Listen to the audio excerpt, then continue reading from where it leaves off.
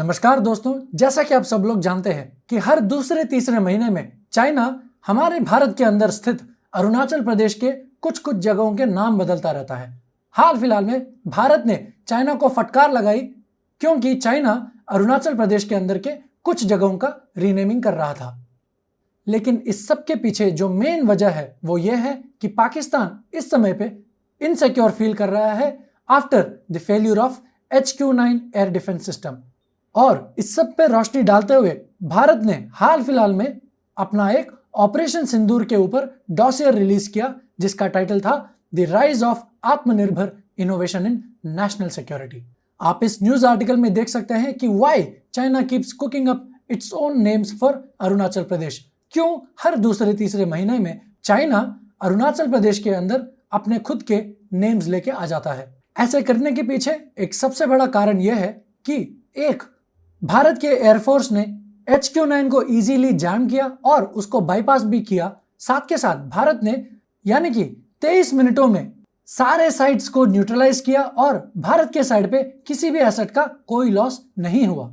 इस news article में आप देख सकते हैं कि ऑपरेशन सिंदूर के तहत पाकिस्तान के एयर डिफेंस जो कि चाइनीज मेड HQ-9 सिस्टम्स थे उसको भारत ने पूरी तरह डिस्ट्रॉय कर दिया और POK के अंदर जो टेरर बेसेस हैं उन सबको टारगेट किया।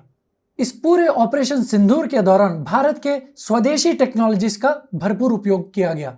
शौर्य मिसाइल्स और आकाश लॉन्चर्स इन सब ने इनकमिंग ड्रोन्स को और मिसाइल्स को काफी इजीली शूट डाउन किया। और साथ ही इलेक्ट्रॉनिक वॉरफेयर में जो अपग्रेड्स हुए हैं जैसे कि Su-30s जो कि नेक्स्ट जनरेशन जैमर पॉड्स है, उन्होंने भी काफी हद तक low quality systems like HQ-9 को टेक डाउन किया। अब इस पूरे इशू में ग्लोबल रिएक्शंस किस तरह से रहे हैं वो हम जानने की कोशिश करते हैं। न्यूयॉर्क टाइम्स ने सैटेलाइट इमेजरी का यूज करते हुए ये क्लेम किया है कि पाकिस्तान की तरफ हेवी डैमेजेस देखे गए हैं। और साथ ही CNN के कुछ एक्सपर्ट्स ने यह भी कहा है कि भारत के मिसाइल्स ने पाकिस्तान के न्यूक्लियर कमांड के पास अपना इंपैक्ट दिखाया जो कि काफी थे वॉशिंगटन के रिएक्शंस को ट्रिगर करने के लिए। तो इस सब के पीछे का जो न्यूक्लियर डायमेंशन है जो निकल के आता है वो आखिरकार क्या है?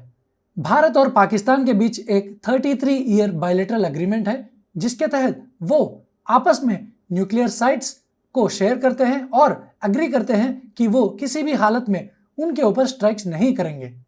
इसी कारण से भारत कभी भी ना तो कंफर्म करेगा ना ही डिनाई करेगा कि उसने पाकिस्तान के न्यूक्लियर इंस्टॉलेशंस के ऊपर किसी भी तरह का अटैक्स किया है।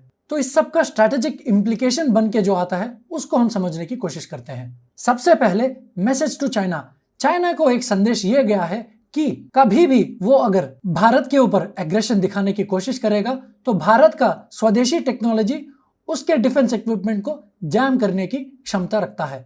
और जैसे जैसे समय बीतता है टेक्निकल और ऑपरेशनल डिटेल्स और बाहर आते रहेंगे और ये भारत के इलेक्ट्रॉनिक और मिसाइल डिफेंस वॉरफेयर में जो एक कटिंग एज टेक्नोलॉजी उभर करके बाहर आई है उसको दर्शाते हुए ही आएंगे। तो ओवरऑल अगर देखा जाए तो ऑपरेशन सिंदूर भारत के सेल्फ रिलायंस और टेक्नोलॉजिकल सुपीरियोरिटी को दर्शाता है और साथ के साथ चाइना के HQ-9 सिस्टम्स का फ्लॉज भी उजागर करता है।